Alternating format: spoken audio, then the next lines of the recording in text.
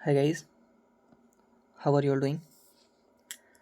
I hope you guys are doing really well and your preparation for your respective exam is going great as well. So मैंने SSC CGL tier 2 की preparation start कर दी है। मैं बीच बीच में हफ्ते में 1-2 mock या 3 मॉक फुल मॉक देता रहता हूँ और बीच बीच में सेक्शनल मॉक्स भी देता रहता हूँ। और उसी बीच मेरे को ये पीडीएफ के बारे में पता चला, that is Indian polity bye maths mania. इसके डिजिटल नोट्स मैंने थोड़े बहुत पढ़ के देखे, मेरे को बड़े अच्छे लगे, तो मैंने सोचा कि इसका एक वीडियो बनाऊँगा। और पीडीएफ से पढ़ने में बार बार आँखों में दर्द होता है, बार बार इतना कंफर्टेबल नहीं होता है पीडीएफ से पढ़ने में, इसलिए मैंने सोचा कि एक वीडियो बनाएंगे, उसी को बार बार रिवाइज़ करेंगे, मतलब एग्ज़ाम के पहले। तो इसका क्रेडिट स्टार्टिंग में मैं बोल देता हूँ कि full credit goes to Maths Mania. मैं मोनेटाइजेशन भी ऑन नहीं करूँगा अगर मेरा चैनल मोनेटाइज हो जाता है तो। बाकी अगर उनको मेरा वीडियो ना पसंद आए तो मेरे को जो भी होगा मैसेज करेंगे, जो भी लीगल प्रोसेस होता होगा वो होगा, ठीक है। अभी मैं इसको पब्लिक कर दूँगा वीडियो को।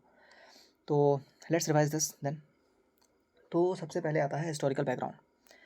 हिस्टोरिकल बैकग्राउंड में सबसे पहले आता है कंपनी रूल। कंपनी सबसे पहले मतलब कंपनी रूल करती थी, फिर गवर्नमेंट ऑफ इंडिया रूल करती थी। तो कंपनी कब से कब तक रूल करी है? 1773 से लेकर के 1858 तक का कंपनी का रूल रहता है। फिर 1858 से गवर्नमेंट रूल करने लग जाती है। तो सबसे पहला रूल आता है रेगुलेटिंग एक्ट ऑफ 1773। एक 1773 में एक रेगुलेटिंग एक्ट आता है जहाँ पे ब्रिटिश गवर्नमेंट सबसे पहली बार यहाँ पे इंटरफेयर करती है कंपनी के रूल में, राइट।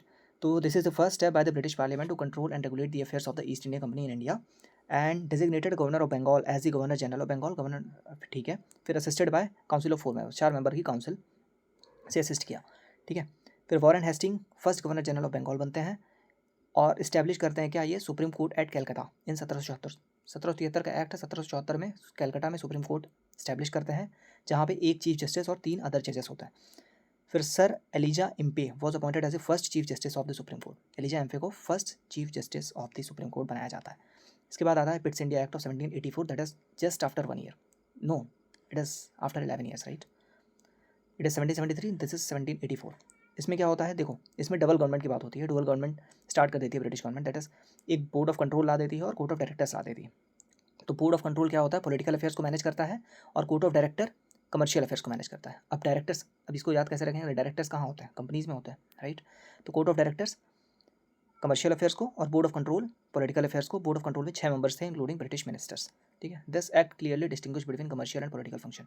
कमर्शियल पॉलिटिकल फंक्शन में क्लियरली डिस्टिंग्विश करता था। चार्टर एक्ट ऑफ 1793 इसके बाद आता है, अगेन 10 साल बाद हम कह सकते हैं, राइट। तो हर 10 साल बाद कोई ना कोई एक्ट आता रहता था, ठीक है। तो ये चार्टर एक्ट ऑफ 1793 के बारे में थोड़ा सा हमें पता होना चाहिए। ये क्या है? Extended the trade monopoly of the East India Company in India for another 20 years. Trade monopoly, east India company की ट्रेड मोनोपोली को 20 साल के लिए बढ़ा दिया, राइट। 20 साल के लिए बढ़ा दिया, दिस इज 93। इसीलिए फिर 1813 में आ रहा है। 20 साल के लिए तो इन्होंने बढ़ा दिया था ट्रेड मोनोपोली को 20 साल के लिए, right. The salaries of the board of control members were to be paid out of the Indian revenues. Board of control members, board of control, एक कोर्ट ऑफ डायरेक्टर था, एक बोर्ड ऑफ कंट्रोल था। Board of control political affairs को manage करता था, right. तो board of control members की salaries को इंडियन रेवेन्यू से पे करने लग गए और ये पहला टाइम ऐसा हो रहा था, first time this happened, right. Then after that आता है 1813 का चार्टर का एक्ट। ये क्या होता है? Trade monopoly of the East India Company in the India except for the trade with China and trade with the T. देखो, ये ट्रेड मोनोपोली दिया था किसने? 1793 के एक्ट ने 20 साल के लिए। फिर 20 साल बाद 1813 में इसकी इनकी ट्रेड मोनोपोली को खत्म कर देते हैं और सिर्फ 2 चीज़ में मोनोपोली रह जाती है, that is trade with China and trade in tea, ठीक है। फिर allowed entry of Christian missionaries into India. Christian missionaries India में एंट्री कर सकते हैं।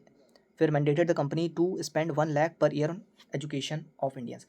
इंडिया के एजुकेशन के लिए भी 1 लाख पर ईयर वो स्पेंड करने की बात करते हैं 1813 के एक्ट में। 1813 के बाद आता है 1833 का एक्ट। अब इसमें क्या होता है? Designated the governor general of Bengal as the governor general of India. 1833, तो 1833 में क्या होता है? गवर्नर जनरल ऑफ बंगाल को गवर्नर जनरल ऑफ इंडिया बना देते हैं। फिर लॉर्ड विलियम बेंटिक होते हैं जो कि first governor general of India बनते हैं। Ended the companies commercial function making it purely administrative body. Commercial function को यहाँ पे एंड कर देते हैं और प्योरली एडमिनिस्ट्रेटिव बॉडी हो जाती है, ठीक है। कंपनी प्योरली एडमिनिस्ट्रेटिव बॉडी हो जाती है 1833 के एक्ट में, ठीक है। Establish the Indian Law Commission that is 1834 to codify Indian laws. Indian Law Commission establish करते हैं टू कोडिफाई इंडियन लॉज। फिर Macaulay was appointed as the first chairman. Indian Law Commission का पहला चेयरमैन लॉर्ड मैकॉले बनता है। Lord Macaulay कौन बनता है? इंडियन लॉ कमीशन का पहला चेयरमैन बनता है। Slavery was declared illegal and abolished in British India, ठीक है। 1833 के एक्ट से ही स्लेवरी को भी अबॉलिश करते हैं। It provided the law making powers to the governor general council and introduce the concept of centralise legislature. क्या कौन सा कॉन्सेप्ट इन्होंने लाया था? Introduce the concept of centralise legislature. Centralise legislature कहने का मतलब ये है कि सेंटर ही सब कुछ कंट्रोल करेगा। So it provided for the law making powers in the governor general council and introduce the concept of centralised legislature. Law making power for the governor general, law making power भी इन्होंने दे दिया था governor general council को, है ना। Governor general की council को law making power दे दिया था इन्होंने कि लॉ बना सकते हैं। And introduce the concept of centralise legislature, centralise legislature का कॉन्सेप्ट इन्होंने यहाँ पे लाया था। It attempted to introduce uniform civil and criminal codes, attempted to introduce uniform civil and criminal codes. 3 codes आ गए थे, uniform civil and criminal codes, ठीक है। Uniform civil and criminal codes आ गए थे, ठीक है। फिर 1853 का एक्ट आता है, इसमें क्या होता है? Separated the legislative and executive function of the governor general council. तो 1853 में लेजिस्लेटिव और एग्जीक्यूटिव फंक्शन को सेपरेट कर देते हैं। Introduced open competition in the recruitment of civil servants, ये पहली बार होता है यहाँ पे भी। तो ओपन कंपटीशन ला देते हैं सिविल सर्वेंट्स के लिए। Laid the foundation of modern civil services system in India, सबसे पहले मॉडर्न सिविल सर्विसेज का फाउंडेशन भी चार्टर एक्ट ऑफ 1853 से ही लिया गया। सो 1854 में Macaulay committee, also known as the Indian civil services committee, was appointed to reform civil services. Civil services को रिफॉर्म करने के लिए 1854 में मैकॉले कमेटी, जिसको एक इंडियन सिविल सर्विसेज कमेटी भी बोला जाता है, मैकॉले कमेटी को क्या बोला जाता है? Indian civil services committee. कब? 1854 में। Was appointed to reform civil services, ठीक है। For the first time legislative representation was given to provinces, legislative representation दिया गया था किसे? प्रोविंसेस को। मद्रास और बॉम्बे में, मद्रास और बॉम्बे प्रोविंसेस को फर्स्ट टाइम लेजिस्लेटिव रिप्रेजेंटेशन दिया गया था प्रोविंसेस में, प्रोविंसेस को, ठीक है। लेजिस्लेटिव में रिप्रेजेंट कर सकते हैं, ये दिया गया था प्रोविंसेस को, ठीक है, फॉर द फर्स्ट टाइम। किससे? 1854 के एक्ट से। फिर इसके बाद 1854 के बाद 4 साल बाद 1858 का एक्ट आ जाता है, that is government of India act 1858। 1858 का एक्ट याद रखना कि यहाँ से यहाँ पे क्राउन रूल 1773 क्यों लिखा होगा भाई? क्राउन रूल 1858 से, यहाँ पे थोड़ा सा गलत है मुझे लगता है। क्राउन रूल 1858 से चालू होता है बेसिकली, और ये चलता है लास्ट तक, दैट इज़ 1947 तक, ठीक है। तो ये 1858 यहाँ पे देखते हैं अपन।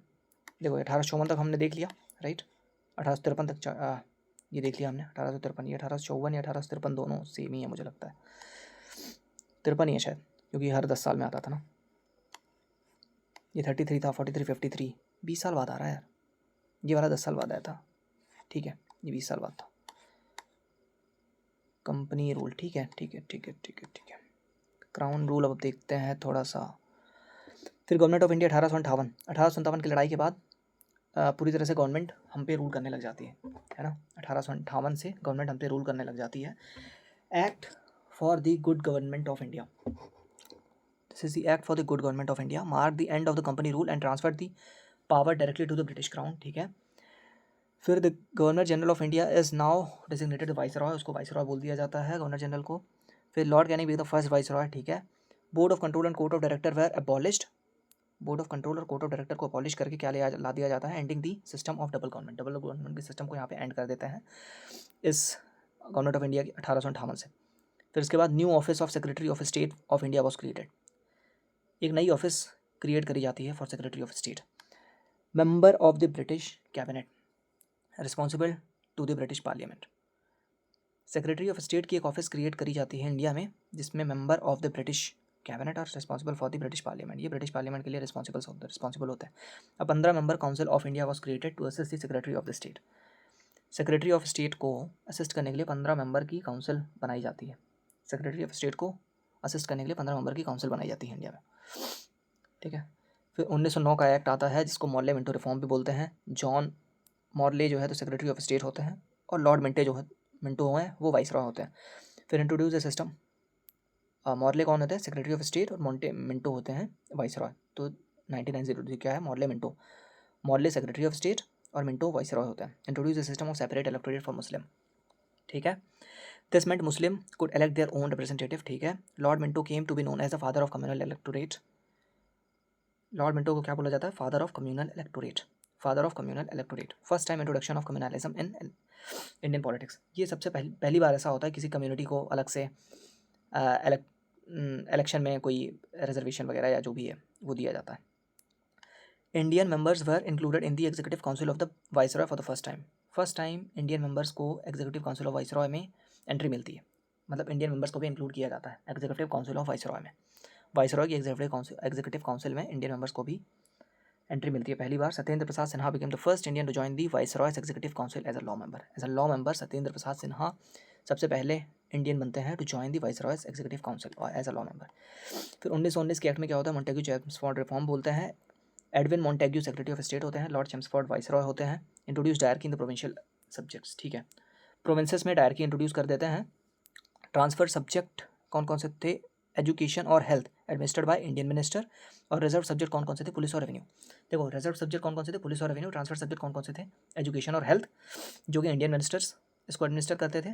और ये ब्रिटिश ऑफिशियल्स, पुलिस और रेवेन्यू को ब्रिटिश ऑफिशियल्स ही एडमिनिस्टर करते थे। एक्सटेंडेड सेपरेट इलेक्टोरेट, अब यहाँ पे सिर्फ मुस्लिम्स को दिया गया था इलेक्टोरेट 1909 के एक्ट में, और 1919 में ये एक्सटेंड कर दिया जाता है 6 इंडियन क्रिश्चियंस, एंग्लो इंडियंस और यूरोपियंस के लिए भी। 6 के लिए इंडियन क्रिश्चियंस और एंग्लो इंडियंस और यूरोपियंस के लिए। The act failed to satisfy Indian aspiration leading to the non cooperation movement in 1920। ये एक्ट फेल हो जाता है और फिर इसके बाद में नॉन कॉपरेशन मूवमेंट 1920 में आता है, ठीक है। इसके बाद क्या था, अपन ने गवर्नमेंट ऑफ इंडिया 1935 अपने को पढ़ना था, ठीक है। अच्छा, अभी 1919 ही चल रहा है, जिसमें establish the central public service commission CPSC in 1926 for the recruitment of civil services.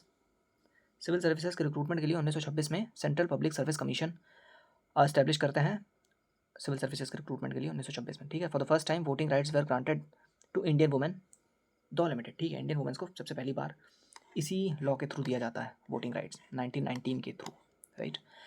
फिर इसके बाद आ जाता है 1935 में, it was the longest act passed by the British parliament related to India. ये लॉन्गेस्ट एक्ट था, ठीक है। फिर several features of the Indian constitution were borrowed from this act, ठीक है। Aimed to create an all India federation but it never materialised. All India federation को create करने का एम करते हैं, लेकिन ये कभी मटेरियलाइज नहीं हुआ। Dyarchy was abolished in provinces, provinces से डायरकी अबॉलिश करके और रिप्लेस कर देते हैं किससे, प्रोविंशियल ऑटोनॉमी से, and replaced with provincial autonomy, ठीक है। डायरकी कहाँ से हटाते हैं, प्रोविंसेस से डायरकी हटाते हैं and replace with provincial autonomy, provinces को ऑटोनॉमी दे देते हैं। Introduce dyarchy at the centre, अब वहाँ से हटा करके सेंटर पे डायरकी ला देते हैं। And by cameralism in provinces, provinces में बाई कैमरलिज्म ला देते हैं और डायरकी कहाँ पे ला देते हैं, सेंटर पे ला देते हैं। और पहले क्या था, डायरकी कहाँ पे थी, प्रोविंसेस पे थी, राइट। और बाई कैमरलिज्म था सेंटर पे उस टाइम पे, तो उल्टा कर देते हैं यहाँ पे। फिर reserve seats were provided for depressed classes, women's, labour etcetera. Reserve seats provide करी जाती थी, ठीक है। Reserve Bank of India RBI 1935 headquarter at Calcutta based on recommendation of Hilton Young commission. Hilton Young commission के रिकमेंडेशन पे RBI का setup होता है, RBI बनाई जाती है कहाँ पे, कैलकाटा में। हेडक्वार्टर इसका कैलकाटा में होता है 1935 में, ठीक है। किसके रिकमेंडेशन में, हिल्टन यंग कमीशन, जिसने 1926 में ये रिकमेंडेशन दी थी RBI को एस्टैब्लिश करने की। फिर फेडरल कोड बनाई जाती है 1937 में, 2 साल बाद। फेडरल कोड कब बनती है, 1937, 2 साल बाद। Separated Burma now Myanmar from British India. अच्छा, म्यांमार और बर्मा, म्यांमार जो कि इंडिया का पार्ट होता था एक टाइम पे, ब्रिटिश इंडिया का बेसिकली, तो उसको सेपरेट कर दिया जाता है, ठीक है, यही 1937 में। फिर इसके बाद आ जाता है गवर्नमेंट ऑफ इंडिया एक्ट 1947 के एक्ट में आ जाते हैं। On June 3, 1947 Lord Mountbatten presented the Mountbatten plan which was accepted by both Congress and Muslim league. Congress और मुस्लिम लीग माउंटबेटन प्लान को एक्सेप्ट कर लेती हैं। कब, 3 जून 1947 को। 3 जून 1947 को लॉर्ड माउंटबेटन ने प्रेजेंट किया था Mountbatten plan, partition plan, which was acceptable, ठीक है। India was declared an independent and sovereign state on August 15, 1947, ठीक है, जो कि हम सबको पता है। Gave legislative authority to both India and Pakistan, legislative authority दे दी जाती है इंडिया पाकिस्तान दोनों को। The secretary of state of India and council of India was abolished. तो जो secretary of state for India and council of India जी थे, ये अबॉलिश कर दिए जाते हैं। Lord Mountbatten became the first governor general of independent India, ठीक है। फर्स्ट, क्योंकि वो लास्ट गवर्नर जनरल भी होते हैं ब्रिटिश इंडिया के, और फर्स्ट गवर्नर जनरल बनते हैं किसके, इंडिपेंडेंट इंडिया के, Lord Mountbatten. The constituent assembly formed in 1946 became the legislative body parliament of on the dominion of India, ठीक है। तो जो कंस्टिट्यूएंट असेंबली बनती है कब, 1946 में, वो लेजिस्लेटिव बॉडी बनती है पार्लियामेंट की, legislative body of the dominion of India, ठीक है। जो कंस्टिट्यूएंट असेंबली बनती है 1946 में, वही बन जाती है legislative body of parliament of the dominion of India, ठीक है। तो first cabinet ministers after independence 1947 में पहले कैबिनेट मिनिस्टर्स की बात अगर करें तो जवाहरलाल नेहरू कौन कौन सी पोर्टफोलियो को होल्ड करते थे? प्राइम मिनिस्टर भी थे, एक्सटर्नल अफेयर मिनिस्टर भी थे, कॉमनवेल्थ रिलेशंस को भी मैनेज करते थे और साइंटिफिक रिसर्च को भी मैनेज करते थे। ठीक है, तो जवाहरलाल नेहरू के हाथ में कौन कौन सी पोर्टफोलियो थी? Prime minister, external affair, Commonwealth relation और साइंटिफिक रिसर्च। सरदार वल्लभ भाई पटेल जी क्या करते थे? होम मिनिस्ट्री थी इनके अंदर। देन इंफॉर्मेशन एंड ब्रॉडकास्टिंग था, स्टेट्स थे, स्टेट्स को इन्होंने आज़ाद कराया, तो इससे याद रख सकते हैं इन्फॉर्मेशन ब्रॉडकास्टिंग याद रख लेना, होम याद रख लेना, होम तो बहुत इंपॉर्टेंट है। ठीक है, ये प्राइम मिनिस्टर थे तो इनको होम वाला दे दिया गया था सरदार वल्लभ भाई पटेल को। राजेंद्र प्रसाद जी फूड एंड एग्रीकल्चर को देखते थे। बी आर अम्बेडकर को देखे तो लॉ को देखते थे। ये मौलाना अब्दुल कलाम आज़ाद को देखे तो एजुकेशन मिनिस्टर थे ये, एजुकेशन मिनिस्टर। लॉ मिनिस्टर कौन थे? बी आर अम्बेडकर थे, भीमराव अम्बेडकर जी। लॉ मिनिस्टर तो याद रहेगा ना यार, मतलब कॉन्स्टिट्यूंट असेंबली के चेयरमैन भी थे ये। फिर ठीक है, शनमुखम शेट्टी फाइनेंस को देखते थे, finance minister Shanmukham Shetty. First finance minister कौन थे? Shanmukham Shetty. Then doctor John Mathai railway and transport को देखते थे, John Mathai railway and transport, John Mathai railway and transport. Then Sardar Baldev Singh defence याद है। जगजीवन राम लेबर, ठीक है, जगजीवन राम लेबर। देन राजकुमारी अमृत कौर हेल्थ से, हेल्थ मिनिस्टर थी, पहली हेल्थ मिनिस्टर थी ये, तो ये भी याद है मेरे को। जो नहीं है आप याद तो आपको याद भी करना है, ठीक है, मुझे याद है। श्यामा प्रसाद मुखर्जी जो थे इंडस्ट्रीज़ एंड सप्लाइज़ के थे, इंडस्ट्रीज़ एंड सप्लाइज मिनिस्टर थे कौन? Shyama Prasad Mukherjee, Shyama Prasad Mukherjee industries and supplies. C H Bhabha commerce के कोई मिनिस्टर रहे होंगे, C H Bhabha. Atomic research कोई भाभा थे ना, उससे मेरे को याद रहेगा, कॉमर्स से रिलेटेड थे, ठीक है, वो एटम से कुछ रिलेट करते थे, ये कॉमर्स है, C H Bhabha commerce. Then Rafi Ahmed Kidwai, ये कम्युनिकेशन मिनिस्टर थे, अहमद किदवई कम्युनिकेशन मिनिस्टर। और Y N Gadgil work mines and power, work mines and powers, Y N Gadgil work mines and powers. फिर the cabinet was sworn in 15 August 1947, cabinet was sworn in 15th of August 1947। It was a part of the interim government and later evolve into the structure use post constitution from 1950। ठीक है, ये interim government का part था पहले ये cabinet, and then later evolve as a structure, ये evolve करता है as a structure used post constitution. ठीक है, Rajkumari Amrit Kaur was only woman in the chief cabinet. ठीक है, R K Shanmukham Shetty presented the first budget of the independent India on 26 November, ये date याद रखना। ये तो याद है कि आर के शनमुखम शेट्टी ने प्रेजेंट किया था पहला budget of independent India on 26 नवंबर 1947। 26 नवंबर कैसे याद रहेगा? 26 नवंबर को सब कुछ 1947, राइट, 26 नवंबर 1947 को आर के शनमुखम शेट्टी जी ने प्रेजेंट किया था पहला budget of independent India.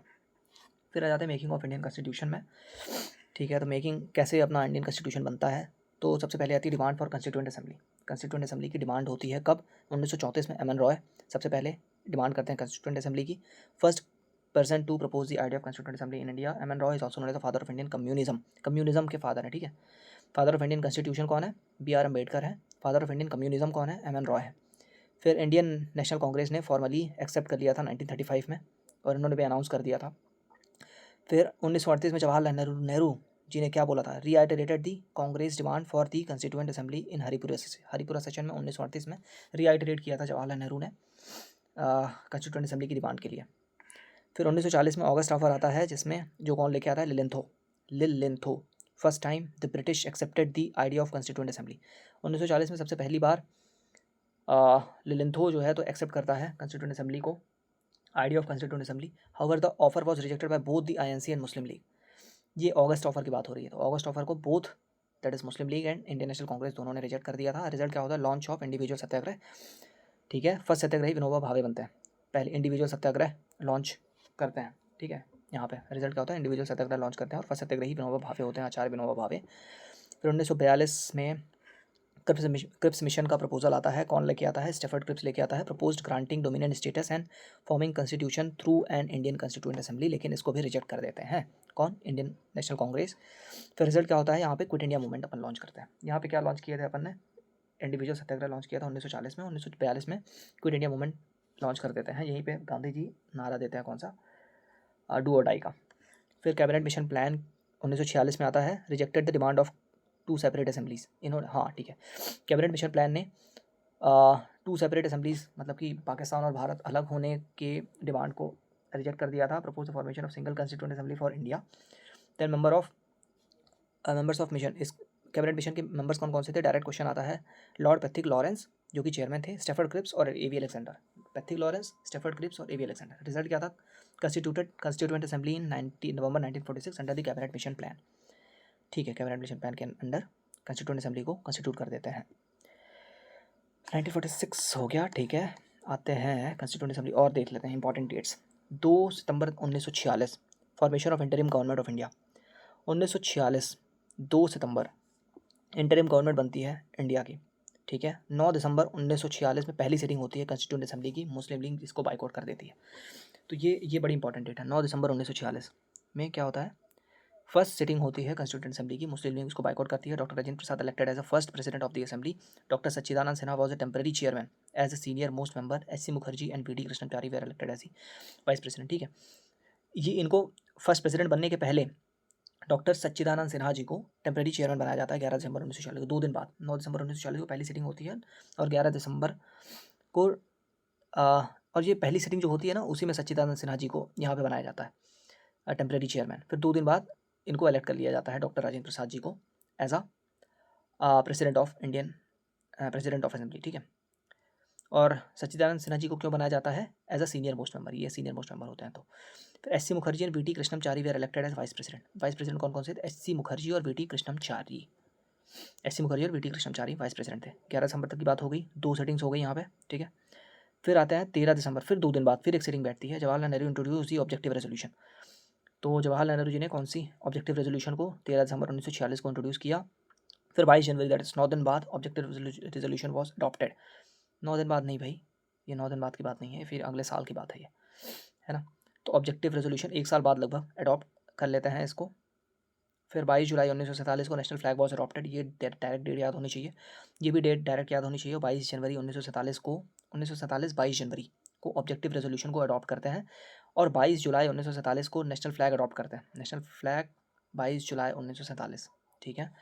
15 August 1947 को भारत इंडिपेंडेंट हो जाता है with dominions of Indian Pakistan created. 26 नवंबर 1949 को कॉन्स्टिट्यूशन अडॉप्ट और एनैक्ट हो जाता है, इस दिन बन भी जाता है, लेकिन इसको पूरी तरह से लागू करते हैं कब, 26 जनवरी 1950 को। लेकिन उसके पहले 2 दिन पहले कुछ चीज़ें होती हैं, जो कि नेशनल सॉन्ग और नेशनल एंथम को अपन अडॉप्ट करते हैं। नेशनल सॉन्ग किसने लिखा था, बंकिम चंद्र चटर्जी जी ने, और नेशनल एंथम रविन्द्रनाथ टैगोर जी ने, ठीक है। इसको आप अडॉप्ट करते हैं कब, 24 जनवरी 1950 को, नेशनल सॉन्ग और नेशनल एंथम को।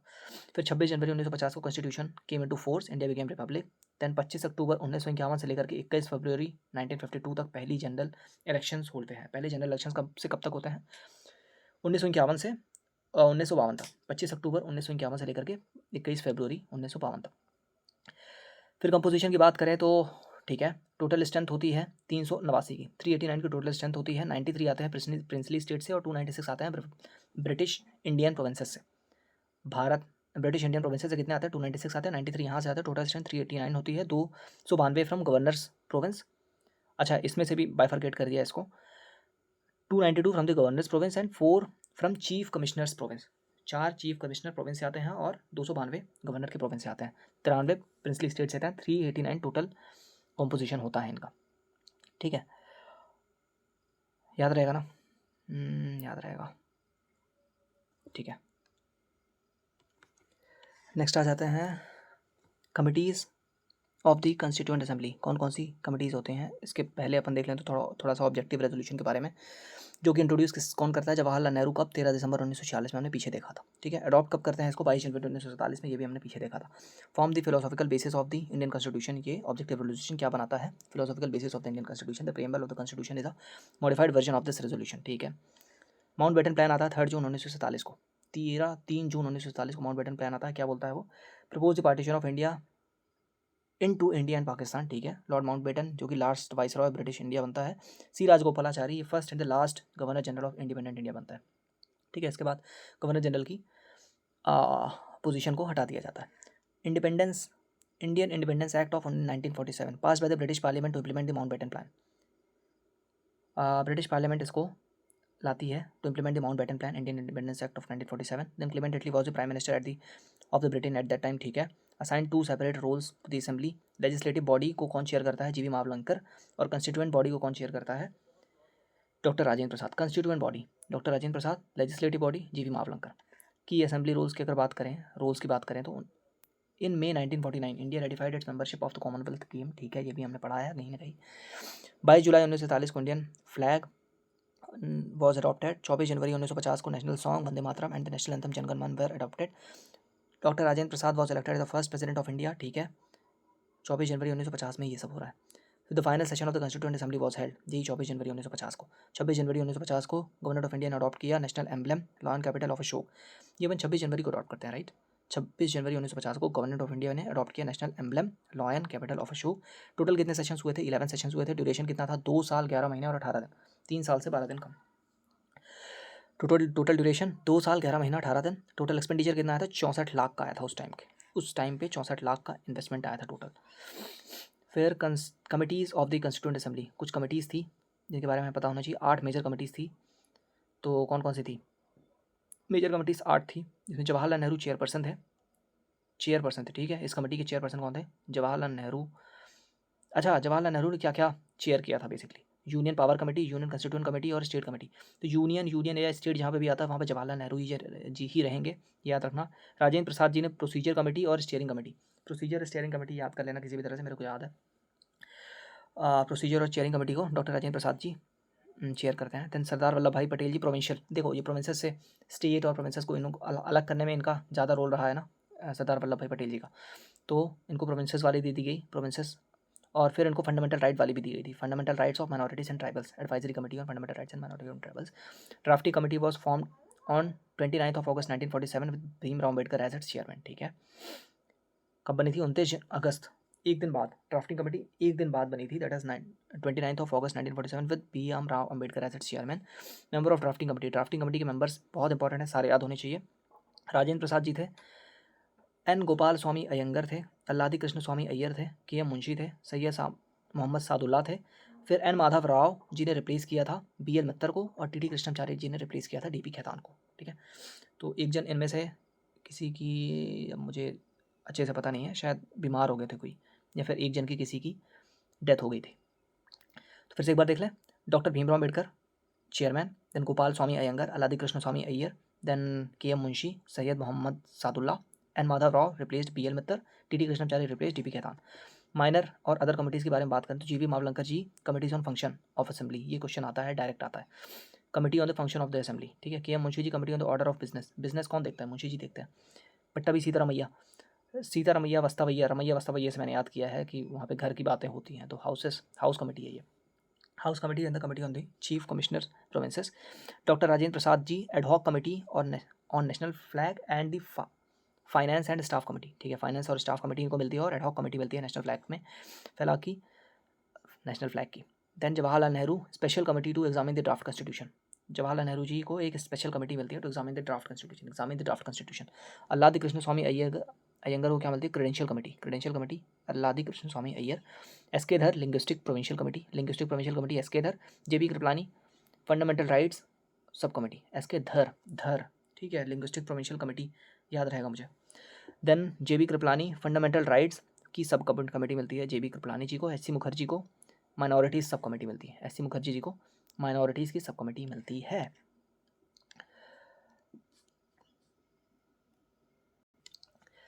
नेक्स्ट आ जाते हैं इंडियन कॉन्स्टिट्यूशन के enforcement, enactment, facts and sources पे।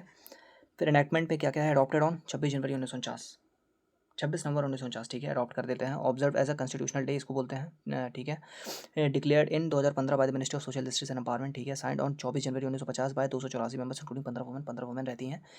कब साइन होता है? 24 जनवरी 1950, 2 दिन पहले, ठीक है, रिपब्लिक डे के 2 दिन पहले। 284 members including 15 women. At the time of the enactment the constitution had preamble, ठीक है, प्रियम्बल था उस पर, और 395 आर्टिकल थे और 8 शेड्यूल थे। एनैक्टमेंट के टाइम पे 395 आर्टिकल 8 शेड्यूल थे। The preamble was enacted after the entire constitution, सारे कॉन्स्टिट्यूशन के बाद में प्रियम्बल एनेक्ट किया गया था। एनफोर्समेंट की बात करें तो क्लेमेंट जनवरी, ये एनेक्टमेंट था और ये एनफोर्समेंट था। एनेक्टमेंट 26 जनवरी 1949 को हो जाता है, एनफोर्समेंट 26 जनवरी 1950 को होता है, ये 24 जनवरी को होता है, ठीक है। एनेक्टमेंट, ये इसको रिपब्लिक डे बोलते हैं। Chosen to commemorate 26 January 1930 when Purna Swaraj was observe after the Lahore session 1929 of the Indian National Congress, अगर आपने पढ़ा है आपको पता है। प्रोविजन एनफोर्स ऑन 26 जनवरी 1949, कौन कौन से 26 जनवरी 1949 को प्रोविजन एनफोर्स होते हैं? Citizenship, elections, provincial parliament, temporary and transitional provisions, ठीक है। कौन कौन से? सिटीजनशिप इलेक्शन, ये 26 नवंबर की बात हो रही है। 26 नवंबर ही तो मैं सोच रहा हूँ यार, सिटीजनशिप तो 2 महीने पहले आ गई थी। तो 26 नवंबर 1949 को citizenship election provisional parliament, temporary और ट्रांजिशनल प्रोविजंस, ये सब 26 नवंबर 1949 को आ जाता है, ठीक है। ये 26 जनवरी 1950 की बात है एनफोर्समेंट की। फिर इंपॉर्टेंट फैक्ट की बात करें तो symbol seal of the Indian constitution was elephant, ठीक है। BN राव जो थे तो कॉन्स्टिट्यूशनल एडवाइजर थे। HVR अयंगर थे secretary of the assembly. HVR Ayyangar थे secretary of the assembly. SN Mukherjee was the chief draftman of the constitution. Prem Behari Narain Raizada ji ने इंग्लिश में कैलीग्राफ किया था इस कॉन्स्टिट्यूशन को। वसंत कुमार वैद्य जी ने कैलीग्राफी किस में करी थी? हिंदी में, ठीक है। नंदलाल बोस और BR सिन्हा ने डेकोरेट किया था इसको, कॉन्स्टिट्यूशन को, ठीक है। डेकोरेशन वाला काम नंदलाल बोस और BR सिन्हा ने किया था। Hindi version of the constitution was illustrated by the Nandlal Bose. Hindi version किसने इलस्ट्रेट किया था? नंदलाल बोस जी ने ही किया था, ठीक है। और डेकोरेट भी इन्होंने ही किया था, राइट। फिर आ जाते हैं क्या सोर्सेस पे। सोर्सेस में गवर्नमेंट ऑफ इंडिया से कौन कौन से सोर्सेस लिए गए हैं? Federal scheme, office of governor, federal scheme याद रखना, office of governor, judiciary, public service commission, emergency powers, administrative structure, ये सब लिया गया है। कहाँ से? गवर्नमेंट ऑफ इंडिया 1935 से। फिर से एक बार देख लें कौन कौन सा। फेडरल स्कीम ली गई है, ऑफिस ऑफ गवर्नर लिया गया है, गवर्नर का ऑफिस। देन जुडिशरी ली गई है, पब्लिक सर्विस लिया गया है, कमीशंस लिया गया है, इमरजेंसी लिया गया है, प्रोविजंस लिया गया है, एडमिनिस्ट्रेटिव स्ट्रक्चर लिया गया है। ब्रिटेन से क्या क्या लिया था? Parliamentary form of government. देखो जैसा भी अपना गवर्नमेंट का काम चल रहा है ना, वो सब ब्रिटेन से ही लिया अपन ने। तो पार्लियामेंट्री फॉर्म ऑफ गवर्नमेंट लिया है, रूल ऑफ लॉ लिया है, सिंगल सिटीजनशिप ली है, कैबिनेट सिस्टम लिया है, पार्लियामेंट्री प्रिविलेजेस लिए हैं, बाई कैमरलिज्म लिया है, ऑफिस ऑफ कैग लिया है, प्रेरोगेटिव राइट्स लिए हैं यहीं से, कॉन्सेप्ट ऑफ मार्शल लॉ भी यहीं से लिया है।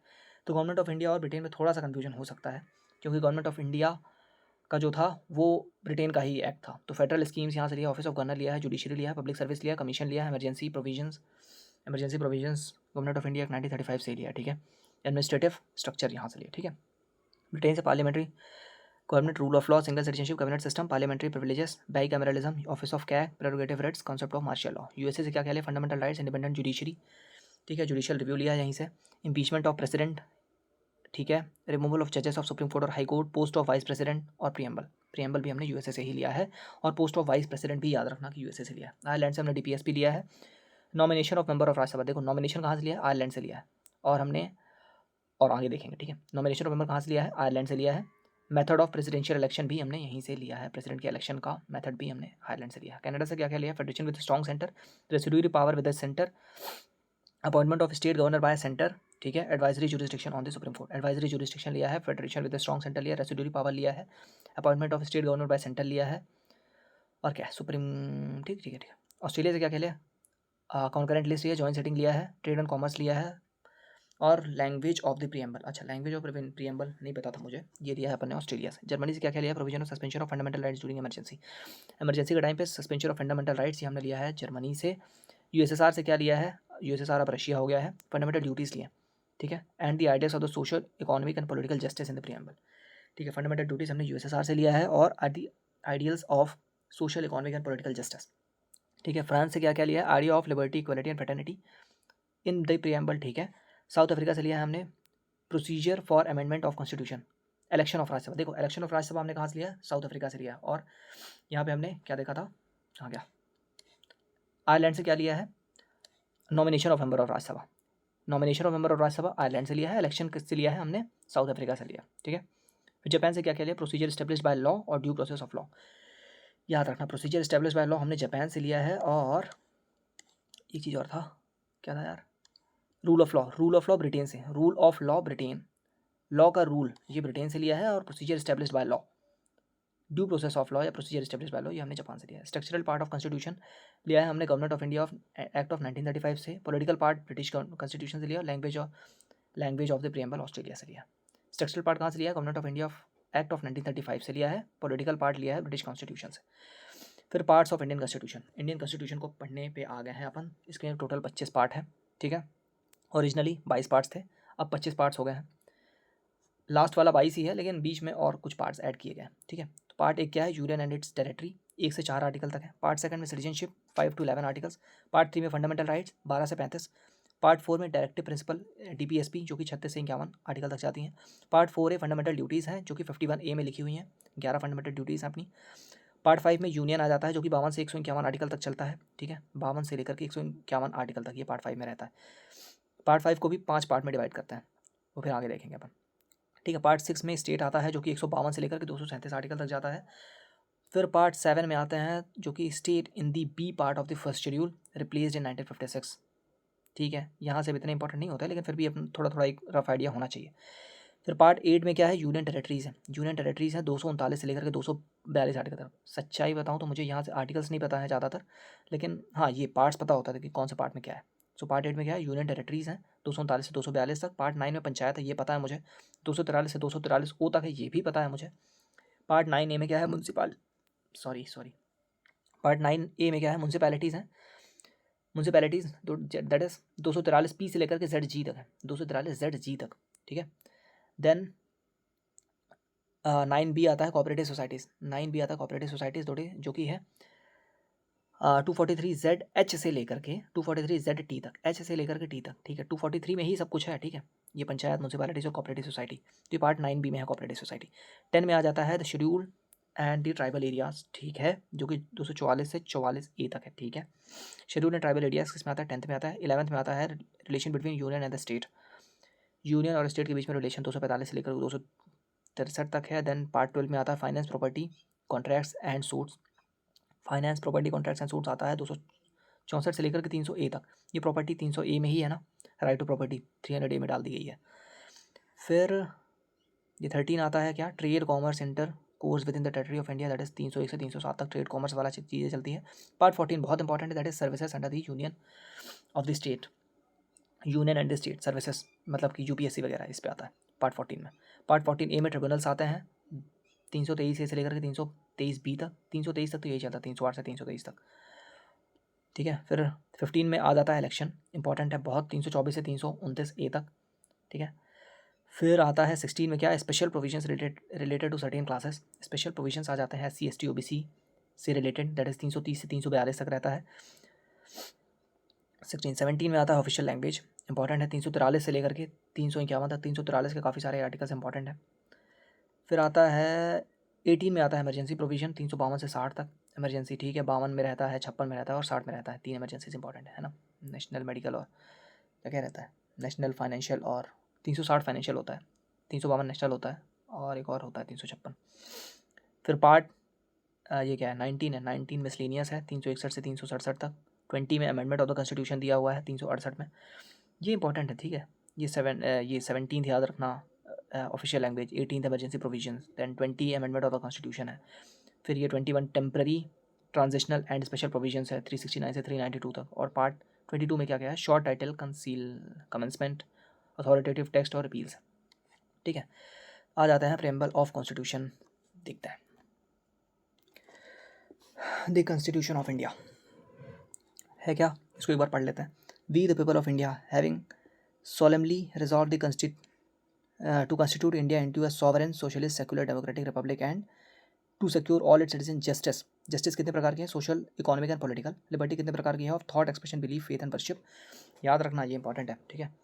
फिर equality of status and opportunity, fraternity एक ही प्रकार की है, ठीक है। To our constitution, to in our constituent assembly this 26th day of November 1949 do hereby adopt an act and give to ourselves this constitution.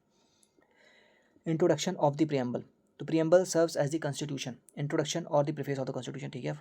42nd constitutional amendment से 3 word जोड़े गए थे, that is SIS, socialist, secular और integrity 1976 में, ठीक है। 42वें constitutional amendment 1976 में। The preamble is non-justiciable in nature. Its provisions are not enforced by any court. Described as identity card of the constitution, किसने बोला था, एन ए पालकीवाला ने बोला था, identity card of the constitution. Horoscope किसने बोला था, के एम मुंशी जी ने बोला था। Language of the preamble was inspired by the American constitution, ये अपन ने पहले देखा था। Language was inspired by the American constitution, ये ऑस्ट्रेलिया देखा था अपन ने, नहीं अमेरिका ही देखा था। The preamble reflects the philosophy of the objective resolution introduced by Jawaharlal Nehru 1946, ठीक है, ये अपन ने पहले ही देखा था।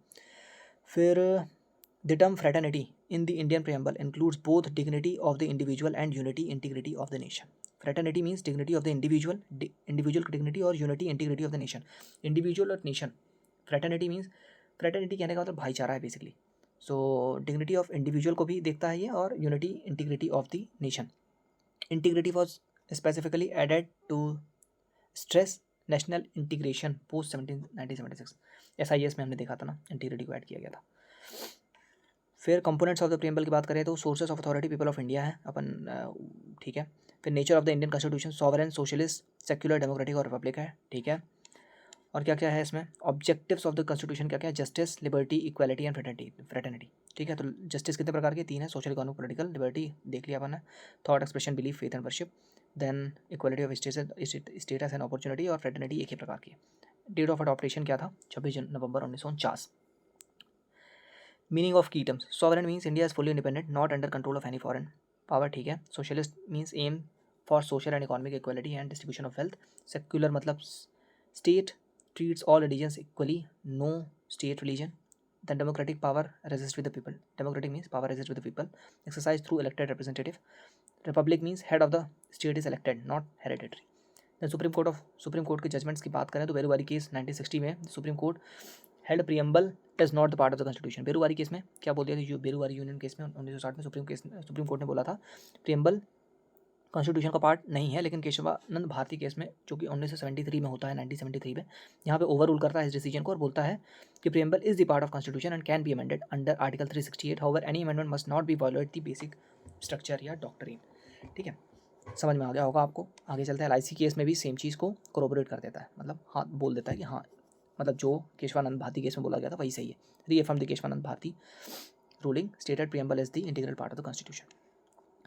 फिर पार्ट 1 में आता है, आर्टिकल 1 से 4 रहता है, ठीक है। पार्ट 1 में क्या है, declares India as Bharat, that is India that is Bharat is a union of state, ठीक है। दूसरा क्या होता है, एडमिशन और establishment of new state into the union. अपने इंडिया में ही कोई दूसरे नए स्टेट्स को लाना है तो आर्टिकल 2 के तहत लाएंगे। और formation of new states, altercation of boundaries, areas और names of the existing state. मतलब कहने का मतलब इंडिया में ही अगर यूपी का एरिया थोड़ा सा छोटा करना है या उत्तराखंड का थोड़ा सा बढ़ाना है, ये सब चीज़ आर्टिकल 3 के अंडर आएंगी। लॉज मेड, और 4 में क्या लिखा हुआ, laws made under article 2 and 3 can amend the first and fourth schedule. 1 second, 2 and 3 can amend the first and fourth schedule. ये फर्स्ट और फोर्थ शेड्यूल को अमेंड कर सकते हैं, ऐसा लिखा हुआ है फोर्थ आर्टिकल में। लेकिन इसमें यह भी लिखा हुआ है कि ये अमेंडमेंट के अंदर डील नहीं किया जाता है। Such laws are not constitutional amendment under article 368। इसको 368 के अंदर अमेंडमेंट्स जो इसमें होता है ना, इसको अमेंडमेंट्स नहीं माना जाता है आर्टिकल 368 के अंदर। ये यूनियन ऑफ स्टेट बोला गया है, not a federation, as Indian federalism is not based on the agreement among the state like USA। जैसे USA में क्या है ना कि सारे स्टेट्स अगर चाहे तो अलग हो सकते हैं, लेकिन इंडिया में ऐसा नहीं है। India is a indestructible union of destructible state, indestructible union of destructible state, बस ये याद रखना, ठीक है। ये एक इंडस्ट्रक्टिबल यूनियन है डिस्ट्रक्टिबल स्टेट्स का, ठीक है। फिर ceding Indian territory to another country requires a constitutional amendment under article 368, ठीक है। अपने अगर जैसे लैंड बाउंड्री एग्रीमेंट हुआ तो उसमें उसको अमेंडमेंट के अंदर डील किया जाएगा, क्योंकि जैसे बांग्लादेश के साथ हुआ था ना, कुछ एनक्लेव्स अपन ने लिए थे, कुछ एनक्लेव्स दिए थे, तो उसमें अगर अपन दे रहे हैं इंडिया की कोई भी टेरिटरी कहीं किसी दूसरे कंट्री को, तो उसको हाँ यहाँ पे लिखा भी हुआ है 100 constitutional amendment act of 2015 India Bangladesh land boundary agreement, ये इसको अपन कॉन्स्टिट्यूशनल अमेंडमेंट मानेंगे, ठीक है। फिर कुछ कमीशंस आते हैं on the organisation of state, कौन कौन से हैं। एक धार कमीशन 1948 का है, तो क्या बोलता है, वो भी रिजेक्ट करता है लिंग्विस्टिक लैंग्वेज के बेसिस पर स्टेट्स को नहीं बनाएंगे, ये ऐसा बोलता है, ठीक है। फिर JVP कमीशन भी सेम चीज़ बोलता है, favoured administrative convenience on the basis of state boundaries, ठीक है। फिर ये JVP कमीशन क्या बोलता है, जवाहरलाल नेहरू, पट्टाभी सीतारामैया और वल्लभ भाई पटेल, ये तीनों मिलकर के ये कमीशन बनाते हैं। So member included Jawaharlal Nehru, Sardar Patel and Pattabhi Sitaramayya. The committee rejected language on the basis of recognization, ये भी रिजेक्ट कर देती है लैंग्वेज के बेसिस पे। 1953 में following the death of potty Sriramulu, अच्छा 1953 में potty Sriramulu fast into death में चले जाता है और उनकी डेथ हो जाती है। तो 1952 में प्रोटेस्ट होता है आंध्र स्टेट में, और उसको इसलिए आंध्र स्टेट को सबसे पहला स्टेट बनता है जिसको लैंग्वेज के बेसिस पे क्रिएट किया जाता है 1942 में। Becoming the first linguistic state in India, ये 1953 में होता है, ठीक है। ये प्रोटेस्ट कब होता है, 1952 में होता है, और डेथ हो जाती है पुट्टा श्रीमल्लू की 1953 में। इसलिए नया पहला लिंग्विस्टिक स्टेट बनता है कौन, आंध्र प्रदेश। फिर फजल अली कमीशन को भी देख लेते हैं, chaired by Fazal Ali with member of KM Panikkar and HN Kunzru. chaired by Fazal Ali with members K.M. Panikar and H.N. Kunzuru. The commission accepted language as the basis of recognition but rejected the one language one state doctrine. One language one state doctrine को reject करता है, लेकिन ठीक है accept कर लेते हैं ये लोग. फिर आ जाते हैं स्टेट रिकॉग्नाइजेशन एक्ट ऑफ 1956. इसमें क्या होता है, came into effect along the 7th constitutional amendment act on November 1, 1956. Created 14 state and 6 union territories. 7th constitutional amendment act of 1 on 1 November 1946 came into effect. कौन सा, स्टेट रीऑर्गेनाइजेशन एक्ट 1956 में. 1956 में state reorganisation act आता है, came into effect with 7वां constitutional amendment. Created 14 state और 6 union territories बनते हैं. ठीक है, अब यहाँ पे ये सब लिखा हुआ है कौन कब बना था. तो 1960 में Bombay state bifurcated to Maharashtra and Gujarat under the Bombay reorganisation act. ठीक है, 1960 में होता है. 1961 में दादर और Nagar Haveli added into India. 10वें कॉन्स्टिट्यूशनल अमेंडमेंट से दादर और नागर हवेली को ऐड कर लिया जाता है इंडिया में. 1963 में नागालैंड क्रिएट होता है. 1966 में Haryana and Chandigarh carved out of Punjab. Punjab से हरियाणा और चंडीगढ़ निकलते हैं. 1971 में Himachal Pradesh granted full statehood दे दिया जाता है हिमाचल प्रदेश को 1971 में. 1972 में मिजोरम, त्रिपुरा और मेघालय बिकम स्टेट. ठीक है, 1972 देखो 71 वाला, ठीक है, 72 वाला मणिपुर, त्रिपुरा और मेघालय को स्टेट बना दिया जाता है. ये बहुत इंपॉर्टेंट है. 1975 वाला Sikkim became the 22nd state of India through 36 constitutional amendment.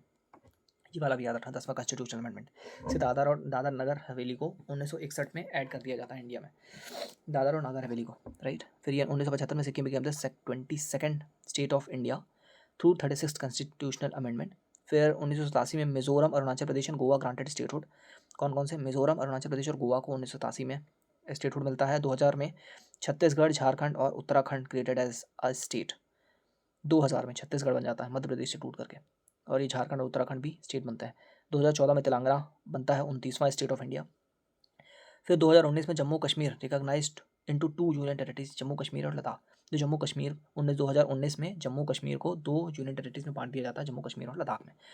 ठीक है, तो ये फैक्चुअल चीज़ें हैं, याद करनी पड़ेंगी तो याद करेंगे. ठीक है, 1960 में बॉम्बे बाइफरकेट हुआ, दादर नगर. 1963 नागालैंड. 1966 हरियाणा चंडीगढ़ पंजाब से निकले. 1971 में हिमाचल प्रदेश. 1972 में मणिपुर, त्रिपुरा और मेघालय स्टेट बने. 1975 में सिक्किम 22वां स्टेट बना 36वें कॉन्स्टिट्यूशनल अमेंडमेंट से. 1987 में मिजोरम, अरुणाचल प्रदेश और गोवा को स्टेटहुड ग्रांट किया गया. 2000 में छत्तीसगढ़, झारखंड और उत्तराखंड स्टेट बने. 2014 में तेलंगाना और 2019 में Jammu Kashmir organise into 2 union territories. ठीक है, आ जाते हैं पार्ट 2 पे, दैट इज सिटीजनशिप पे आ जाते हैं. 5 से 11 आर्टिकल तक रहता है. 5वां आर्टिकल क्या बोलता है, citizenship at the commencement of the constitution. ठीक है, article 6 right of person migrated from Pakistan to India. Pakistan से जो इंडिया आते हैं, आर्टिकल 6 में उनके राइट्स हैं. आर्टिकल 7 में क्या है, हु माइग्रेटेड टू पाकिस्तान, जो पाकिस्तान जाते हैं but later return to India. Pakistan जाते हैं बट बाद में इंडिया आ जाते हैं. और फिर 8 में क्या है, citizenship of person origin, Indian origin, person of Indian origin residing abroad. जो इंडियन ऑरिजिन का पर्सन है वो अब्रॉड में रह रहा है, उसके राइट्स यहाँ पे हैं सिटीजनशिप 8 में दिए हुए हैं. तो 6 में who migrated to India from Pakistan, जो इंडिया में आते हैं सबसे पहले उनकी बात होगी. 6वें पे. 7वें पे होगी जो इंडिया से जाते हैं पाकिस्तान. ठीक है, हु माइग्रेटेड टू पाकिस्तान 7 में आएगा. Who migrated from Pakistan to India वो पहले आएगा. ठीक है, जो हमारे यहाँ है उसकी पहले खातिरदारी करेंगे, जो यहाँ से गया है उसकी बाद में देखेंगे. ठीक है, 7वें नंबर पे. फिर 9 पे क्या बोलता है, no dual citizenship, voluntary acquisition of foreign citizenship leads to loss of Indian citizenship. पता है, ठीक है, डबल सिटीजनशिप नहीं मिल सकती है. 10वां क्या बोलता है, कंटिन्यूएंस. 10वां कंटिन्यूएंस याद रख लो बस. 10वां कंटिन्यूएंस और सिटीजनशिप राइट्स. 11th में क्या है, parliament empowered to make laws on citizenship. ठीक है, parliament can make laws on citizenship. सिर्फ पार्लियामेंट ही लॉ बना सकती है सिटीजनशिप में. ये आर्टिकल 11 पे लिखा हुआ है. एक्विजिशन ऑफ सिटीजनशिप, इंडिया की सिटीजनशिप कैसे पा सकते हैं और कैसे लूज़ कर सकते हैं, ये यहाँ पे लिखा हुआ है. As per citizenship act of 1955. ठीक है, तो पा कैसे सकते हैं, बाय बर्थ. ठीक है, बाय डिसेंट मतलब कि person born in Indian outside India to Indian parents. ठीक है, इंडियन पेरेंट्स, अगर आप कहीं आउटसाइड इंडिया चले गए और आपका बच्चा वहाँ पैदा हो गया तो आप मतलब वो इंडिया की सिटीजनशिप उसे मिल जाएगी. बाय रजिस्ट्रेशन करा करके. रजिस्ट्रेशन किसके लिए है, foreign origin person with 7 years residing in India. जो फॉरेन ऑरिजिन के हैं और 7 साल प्लस इंडिया में रह गए हैं उनको रजिस्ट्रेशन के थ्रू इंडियन सिटीजनशिप मिल सकती है. नेचुरलाइजेशन क्या है, 12 साल residing in India plus other criteria for foreigners not eligible under other models. ये फॉरेनर्स के लिए ही है जो 12 साल इंडिया में रहेंगे, प्लस अदर क्राइटेरिया, कुछ और अदर क्राइटेरियाज भी है for foreigner not eligible under other model. इस मॉडल के अंदर रजिस्ट्रेशन के अंदर जो नहीं आते हैं वो नेचुरलाइजेशन में, बस ये अदर नेचुरलाइजेशन में 12 ईयर लगता है और रजिस्ट्रेशन में 7 साल लगते हैं। बाय इनकॉर्पोरेशन ऑफ टेरिटरी, अगर हम किसी टेरिटरी को ही इनकॉर्पोरेट कर लेते हैं तो भी वो इंडिया का सिटीजनशिप हो, सारे बंदे इंडिया के सिटीजन्स हो जाएंगे। रिनंसिएशन मीन्स अगर आपने खुद से सिटीजनशिप छोड़ दी तो आपकी सिटीजनशिप चली जाएगी। Termination means citizenship automatically ends on voluntary acquiring foreign citizenship, अगर आप दूसरे सिटीजनशिप को ले लोगे तो आपकी सिटीजनशिप वैसे भी चली जाएगी। By deprivation means citizenship revoked in case of fraud, loyalty और continuous stay outside India for over 7 year, 7 साल से ज़्यादा अगर आप कहीं और रह रहे हो तो हो सकता है आपकी सिटीजनशिप चली जाए बाय डेप्रिवेशन। तो सिटीजनशिप अमेंडमेंट एक्ट आया था 2019 में, एप्लीकेबल टू किसके लिए, Hindu, Sikhs, Buddhist, Jain, Parsis, Christian from Afghanistan, Bangladesh and Pakistan. सिर्फ मुस्लिम को नहीं लिया था यहाँ पे, ठीक है, थोड़ा सा विवाद वगैरह भी हुआ था। माइग्रेटेड टू इंडिया ऑन और बिफोर दिसंबर 2014, जो दिसंबर 2014 से पहले आ गए हैं इन कम्युनिटीज़ के लोग, उनको सिटीजनशिप मिल जाएगी। Reduced residency requirement from 11 years to 5 years for this group, इनके लिए 11 साल यहाँ पे नहीं रहने की ज़रूरत है, सिर्फ 5 साल रहेंगे तो भी इनको सिटीजनशिप मिल जाएगी, ऐसा बोल दिया गया था इस सिटीजनशिप अमेंडमेंट एक्ट 2019 में। These person will not be treated as illegal migrants, इनको इलीगल माइग्रेंट्स नहीं माना जाएगा, ठीक है। NRI, PIO and OCI card holders comparison है, ये क्या है। NRI नॉन रेसिडेंट इंडियन है, कौन कौन होते हैं ये, Indian citizens residing abroad, holds Indian passport, no visa required for India visit. NRI क्या है, ये अब्रॉड में रहते हैं, इंडिया का पासपोर्ट इनके पास होता है और कोई वीज़ा इनको नहीं चाहिए होता है इंडिया में आने के लिए, ये non resident Indians. Indian citizen holding residing abroad, ये रहते हैं इंडियन सिटीजन ही है लेकिन रहते वहाँ हैं, ठीक है, तो कोई वीज़ा इनको नहीं चाहिए, इनके पास इंडिया का पासपोर्ट होता है। Person of Indian origin, foreign citizen of Indian origin, ये इंडियन ऑरिजिन का फॉरेन सिटीजन होता है। पर्सन ऑफ इंडियन ऑरिजिन, जैसे हम जा करके वहाँ पे उनकी सिटीजनशिप ले लेता है, लेकिन हम पर्सन ऑफ इंडियन ऑरिजिन ही कहलाएंगे, ठीक है, और हमें वीज़ा रिक्वायर्ड होगा यहाँ आने के लिए, मर्ज विद OCI इन 2015, ये इसको OCI के साथ में भी मर्ज कर दिया जाता है पर्सन ऑफ इंडियन ऑरिजिन को। Overseas citizen of India, overseas citizen of India, person of Indian origin, ये सेम ही होता है। Foreign nationals of Indian origin registered under citizenship act of 1955, visa free life long entry to India, no voting rights और eligibility for government job. तो ये वहाँ के citizenship ले चुके हैं, तो नहीं नहीं नहीं नहीं नहीं, ओवरसीज सिटीजन ऑफ इंडिया क्या है, foreign nationals of India Indian origin registered under citizenship act of this, visa free life long entry to India, no voting, इनको कोई वोटिंग राइट नहीं होता है OCI को, और गवर्नमेंट जॉब में कोई वो नहीं होता है, गवर्नमेंट जॉब नहीं ले सकते हैं ये लोग, ऐसा होता है ओवरसीज सिटीजन ऑफ इंडिया में, ठीक है। फंडामेंटल राइट्स की बात करें अब, तो ये जस्टिशिएबल नेचर होती है, enforce by courts known as magna carta of India, इसको मैग्ना कार्टा ऑफ इंडिया बोला जाता है। ये कहाँ से बोरो किया हमने, USA के कॉन्स्टिट्यूशन से। फिर नॉट सैंक्रोसैंक्ट और परमानेंट, ये परमानेंट नहीं है। फिर parliament can amend them without violating the basic structure और डॉक्ट्रिन, ठीक है।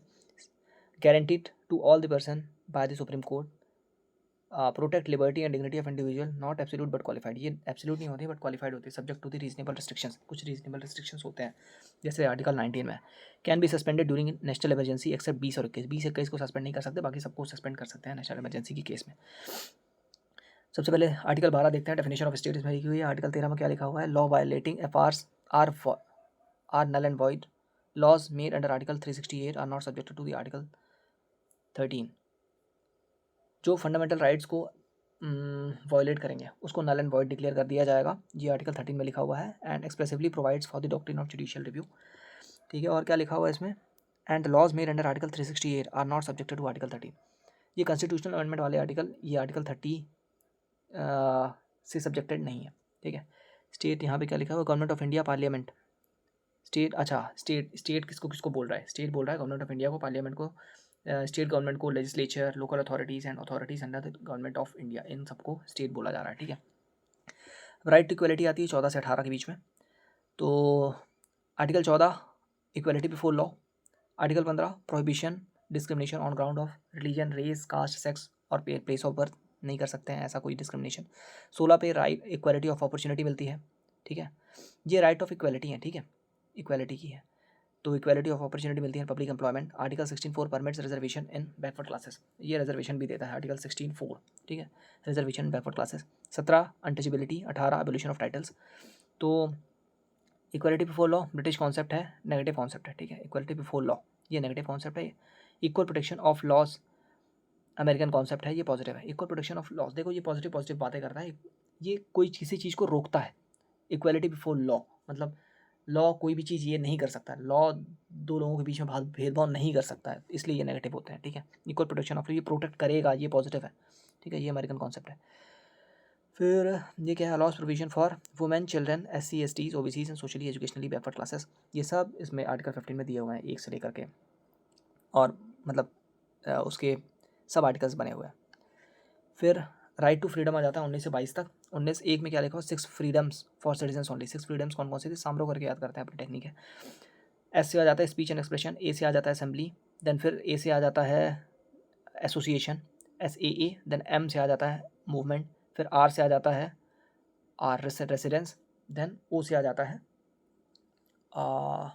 सामरो प्रोफेशन, ऑक्यूपेशन से याद किया था मैंने, ठीक है। तो ये प्रोफेशन आर्टिकल जी में आ जाता है।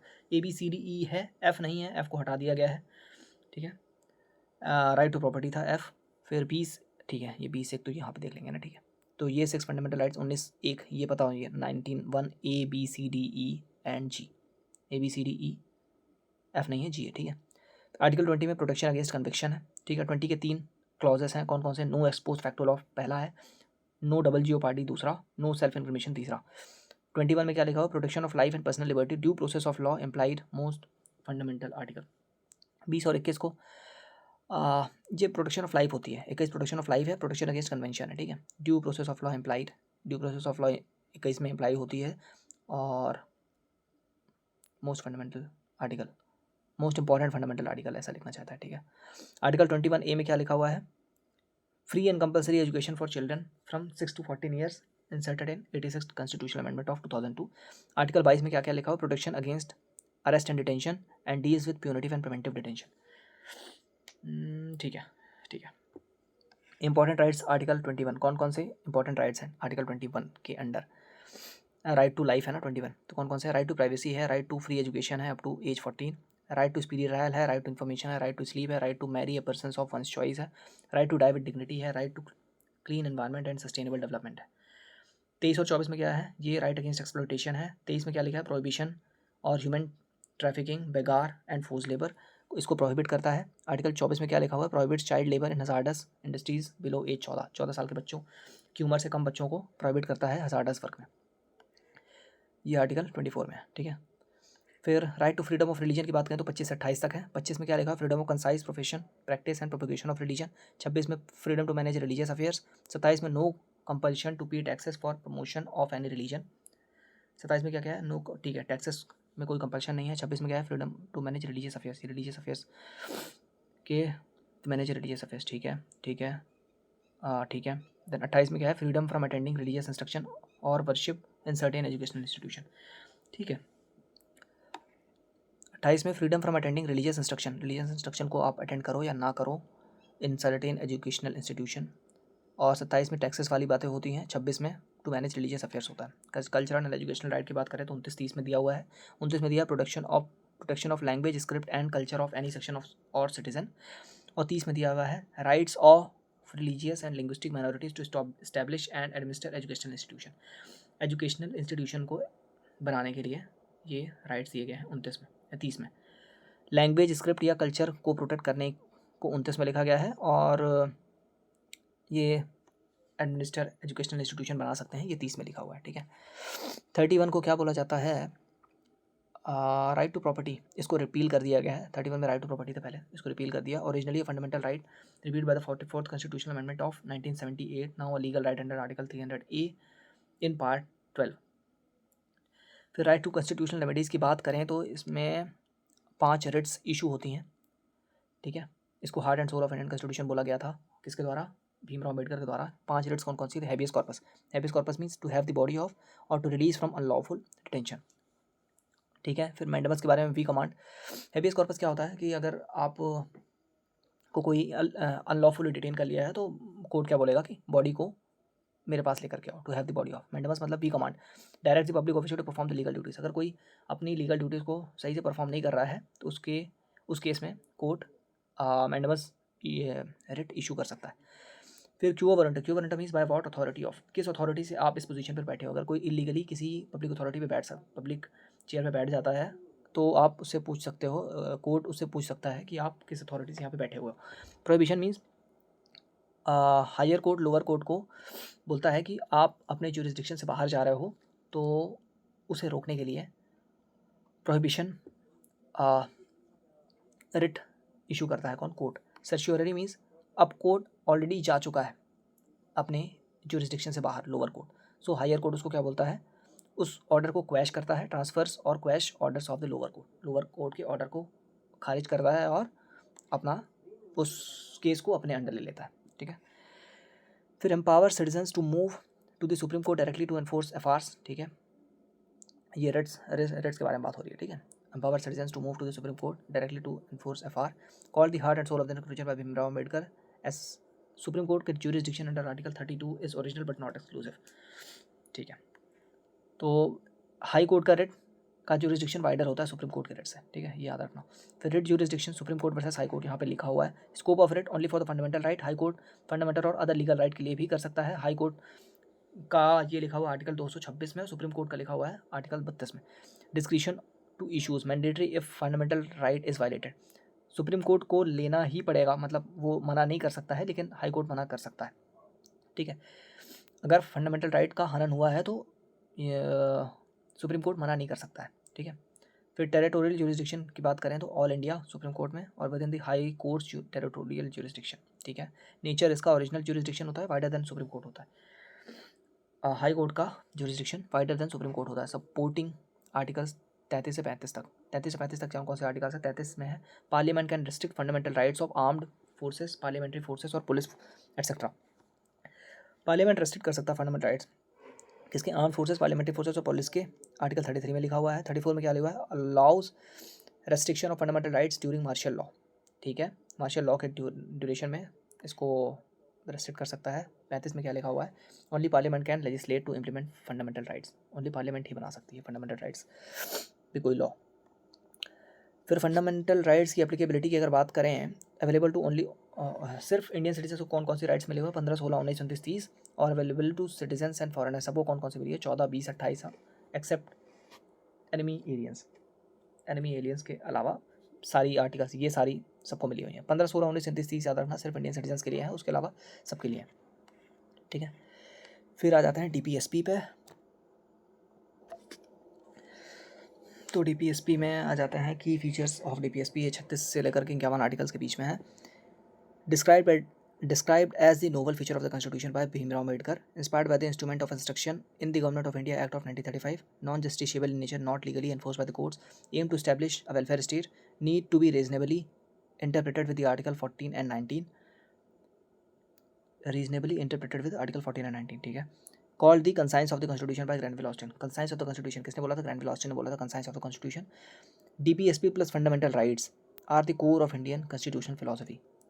डीपीएसपी और फंडामेंटल राइट्स जो है तो core of Indian philosophy, constitutional philosophy. ठीक है, केटी शाह एनालॉजी क्या है, DPSP are like a cheque payable by a bank at its convenience, इसलिए क्योंकि ये ज़रूरी नहीं है कि आप इनको इम्प्लीमेंट करो ही। ठीक है, जब आपके पास पैसे हों तब आप इम्प्लीमेंट कर दो डीपीएसपीज़ को, ऐसा था। इसलिए इन्होंने केटी शाह ने क्या बोला था, DPSPs are like a cheque payable by a bank at its convenience. फिर supreme important supreme court judgments on DPSP. ठीक है, चंपकन दुराई राजन 1951 में क्या क्या बोला था इन्होंने, fundamental rights will prevail over DPSP in case of conflict, मतलब क्लियर है ना, फंडामेंटल राइट्स ही प्रिवेल करेगा। फिर गोरखनाथ केस ने क्या बोला था, पार्लियामेंट कैन नॉट अमेंड और टेक अवे फंडामेंटल राइट्स। ठीक है, केशव भारती केस में क्या बोला था, parliament can amend FRs but not destroy basic structure. ठीक है, और मिनर्वा मिल केस में क्या बोला था, क्या था balance between fundamental rights and DPSP is a part of basic structure. ठीक है, फिर से एक बार देख लें, चंपकन तुराई राजन ने क्या बोला था, fundamental rights will prevail over DPSP. Golaknath case ने क्या बोला था, पार्लियामेंट कैन नॉट अमेंड और take away the fundamental rights. Keshav Nanda Bharati case ने बोला था, parliament can amend FRs but not destroy the basic structure. और मिनर्वा मिल केस में balance between fundamental rights and DPSP is the part of the basic constitution.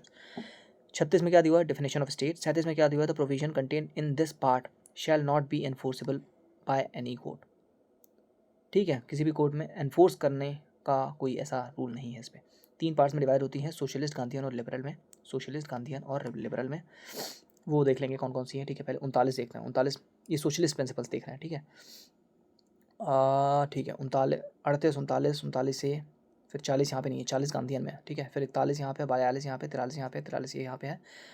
फिर वो Gandhian में ही रहती हैं। 44, 45 भी गांधीयन में ही है, 46 भी गांधीयन में ही है, 47 यहीं पे आ जाती है, और इसके अलावा सारी फिर गांधीयन में 2-3 ही है। ठीक है, 3-4 हैं, फिर इसके बाद बाकी सारी आ जाती हैं किसमें, लिबरल इंटेलेक्चुअल्स में। तो सोशलिस्ट देख लें। 38 में लिखा है promotion welfare of people, welfare of people याद रख लेना 38 में। ठीक है, to minimise equalities, article 38(2) added by the 44th constitutional amendment.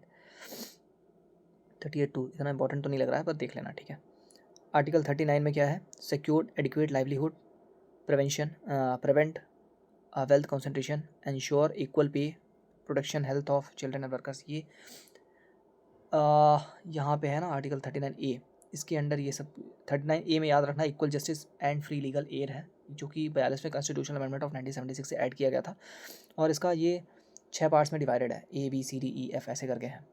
तो ये अगर यहाँ पे नहीं लिखा होगा तो आगे चल के देख लेंगे उसको। ठीक है, शायद आगे लिखा होगा, पक्का लिखा होगा इन्होंने।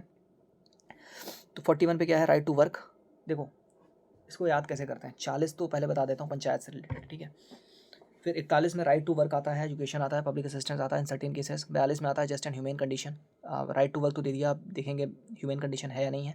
फिर 43 में देखेंगे लिविंग वेजेस या मिल रही हैं ठीक ठाक वर्कर्स को कि नहीं मिल रही हैं। फिर 43A में मतलब जो वर्कर्स हैं वो मैनेजमेंट के पार्टिसिपेशन में मतलब मैनेजमेंट में पार्टिसिपेट कर रहे हैं कि नहीं कर रहे हैं, ये 42nd अमेंडमेंट से ऐड हुआ था। 47 में 7 से मुझे एन याद रहता है, 7 से एन याद रखता है क्योंकि 7 नाइट्रोजन का वो होता है ना, इसलिए मुझे एन याद रहता है। तो raise level of nutrition, standard of living and public health, जो यहाँ पे सोशलिस्ट में नहीं देखे थे वो अपन गांधीयन में देख लेंगे। गांधीयन में कौन सी है, 40वीं है ऑर्गेनाइजेशन ऑफ विलेज पंचायत। 43वां प्रमोशन ऑफ कॉटेज इंडस्ट्रीज। 43वीं promotion of cooperative society added by 97 constitutional amendment of 2011। 46 में क्या क्या है, प्रमोशन ऑफ 47 यहाँ पे कैसे आ गया यार, 47 तो यहाँ नहीं, ये गलत है भाई। 46 में promotion of education and economic interest, ठीक है, 46 अपन समझ में आता है। 48 में स्लॉटर ऑफ काउस, केव्स, मिल, ठीक है, ये भी समझ में था। 47 तो यहाँ पे हमने ये देखा था ना, रेज लेवल ऑफ न्यूट्रिशन। 47 गलत है भाई, 47 गलत है। 48 भी हटा दो यहाँ से, 47 48 हटाओ यहाँ से, गलत है दोनों। Modernise agriculture and animal husbandry यहाँ पे आता है, लिबरल इंटेलेक्चुअल में आता है। तो ये 44 में यूनिफॉर्म सिविल कोड है। ठीक है, 44 जो छूट रहा था तो वो आती है इंटेलेक्चुअल प्रिंसिपल्स में। 45 में early childhood care and education till 6, इतना ही लिखा है, 6 ही लिखा है, मैंने देखा है। Modified by 86 constitution amendment of 2002, उसमें क्या डाल दिया था, 6 से 14 साल डाल दिया था आर्टिकल 21A में। फिर 48 में क्या लिखा हुआ है, modernise agriculture and animal husbandry. H से मुझे याद रहता है। 48 8 जो है तो एच नंबर का लेटर है ना, H 8 होता है, तो इसलिए एच से एनिमल हस्बेंड्री याद कर लिया मैंने। 48A में प्रोटेक्ट एंड इम्प्रूव एनवायरनमेंट के प्रोटेक्शन की बात होती है 48A में, 42वां कॉन्स्टिट्यूशनल अमेंडमेंट। फिर 49 में मॉन्यूमेंट्स, ठीक है।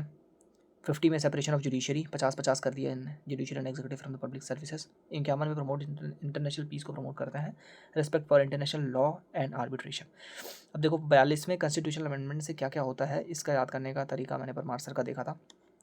गरीब मजदूरों के बच्चों से एनवायरनमेंट प्रोटेक्ट करवाओ, तो एनवायरनमेंट का प्रोटेक्शन यहाँ पे आ गया ना, और गरीब मजदूरों के बच्चों से एनवायरनमेंट प्रोटेक्ट करवाओ। और कहाँ कहाँ था 42nd अमेंडमेंट, यहाँ पे लिखा है क्या, ये 42nd, गरीब मजदूरों के बच्चों से एनवायरनमेंट प्रोटेक्ट कर, participate of workers in management, ठीक है, वर्कर्स गरीब मजदूर के बच्चों से, बच्चे से अपन ने याद किया था ये यहाँ पे फ्री लीगल एड, बच्चों से याद किया था फ्री लीगल एड, नहीं, हाँ ऐसा ही कुछ था यार। 42nd अमेंडमेंट कहाँ गया, ठीक है, मैंने ऐसे कुछ याद किया था, अभी ध्यान नहीं आ रहा है। अब देखो, हाँ, आर्टिकल 39A, 43A, 48A और 39F, ये सब है 42nd कॉन्स्टिट्यूशनल अमेंडमेंट से, ये DPSPs ऐड हुए थे। 39A free legal aid, 43A cottage industries था, कोऑपरेटिव सोसाइटीज़ था ये 43A आई थिंक, बी था कोऑपरेटिव सोसाइटीज़, 43A क्या था, कोऑपरेटिव सोसाइटीज़ 43B था, 43A कहाँ यार, 43A यही है फिर, living wages and decent standard of living life of workers, ये है participation of workers in management 43A। 48A monument वाला था, क्लॉज 39F ठीक है। 44 से 38 का to minimize inequalities. 86 constitutional amendment, ये तो कई बार देख लिया अपन। Added article 21 as a fundamental right. 97 वाला प्रमोट कोऑपरेटिव सोसाइटीज़ है। फिर इसके बाद फंडामेंटल ड्यूटीज़ देख लेते हैं, जो कि part 4A of Indian constitution में है, आर्टिकल 51A। ये बहुत आसान है, मुझे याद है एक एक करके। रिकमेंडेड बाय स्वर्ण सिंह कमेटी 1976 में। 42वां कॉन्स्टिट्यूशनल अमेंडमेंट हुआ था 1976 में। इन क्या कौन सा पार्ट इंसर्ट किया था, 4A और आर्टिकल 51A, ठीक है। 4A पार्ट ऐड किया था और आर्टिकल 51A ऐड किया था। कौन सी, पहले 10 ड्यूटीज़ थी, अब 11 हो गई हैं। नॉन जस्टिशिएबल इन नेचर होता है, can not be enforced by court, applicable to citizens only not foreigners. Verma committee 1999 ने एग्जामिन किया था legal implementation of some fundamental duties. List of fundamental duties यहाँ पे लिखी हुई है। ए से मैंने याद किया, abide by the constitution and respect its ideal institution and national flag of the national anthem, to cherish and follow the noble ideas. B से याद किया है नोबल आइडियाज़। फिर सी से याद किया है 3, C3 है ना, सी थर्ड वर्ड है, sovereignty, unity and integrity of India. D से डिफेंड याद किया है। ई से याद किया है हारमनी को, मतलब प्रमोट हारमनी, भाईचारा, मतलब 5 उंगली होती है ना हाथ में, तो बस उससे हारमनी याद कर लिया है। Common brotherhood, descending transcending religious, linguistic and regional diversities to renounce practices dedicated to dignity of women. फिर एफ में फोर्ट याद किया, फोर्ट से रिच हेरिटेज याद हो गया। एफ से फोर्ट से रिच हेरिटेज। जी से नेचुरल एनवायरनमेंट। जी से देखो, जी 7th नंबर का लेटर है, राइट, जी 7th नंबर। फिर एन से एन आ गया ना, एन याद कर लिया मैंने, 7 से एन याद हो जाता है मेरे को। तो natural environment including forest, lake, wild life and to have compassion for the living creatures, to develop a scientific temper, humanism. H से ह्यूमैनिज्म याद कर लिया, एच से ह्यूमैनिज्म याद कर लिया। फिर आई से to safeguard public property and abjure violence. ये an eye for an eye make the whole world blind, ये गांधी जी ने बोला था ना, आई फॉर एन आई, तो बस लड़ाई नहीं करना है, लड़ाई झगड़ा नहीं करना है, तो to safeguard public property and abjure violence. J से जड्डू, to strive towards excellence in all spheres of individuals and collective activity. K से to provide opportunities for education to children between 6 to 14 years of age, added by the 86 Constitutional Amendment of 2002. फिर related facts के बारे में बात करें तो prevention of insults to national honour act 1971, जो कि प्रिवेंट करता है disrespect of the Indian national flag and national anthem. ये ड्यूटीज़ हैं जो कि ज़रूरी नहीं है करना, लेकिन 1971 के एक्ट से इसको बोला गया है कि नेशनल फ्लैग का डिसरेस्पेक्ट नहीं कर सकते हो, ठीक है। Fundamental duties are non-enforceable, but court may consider them while interpreting laws or in PILs. They serve as a moral code for the responsible citizen. Fundamental rights जो है तो मॉरल कोड के जैसे सर्व करती हैं रिस्पॉन्सिबल सिटीजनशिप के लिए, ठीक है। फिर पार्ट 5 यूनियन आता है, जो कि अपन देखेंगे नेक्स्ट पार्ट में। सो इस पार्ट को यहीं पे करते हैं ख़त्म। Let's meet in the next part. Till then take care, have a great day, thank you.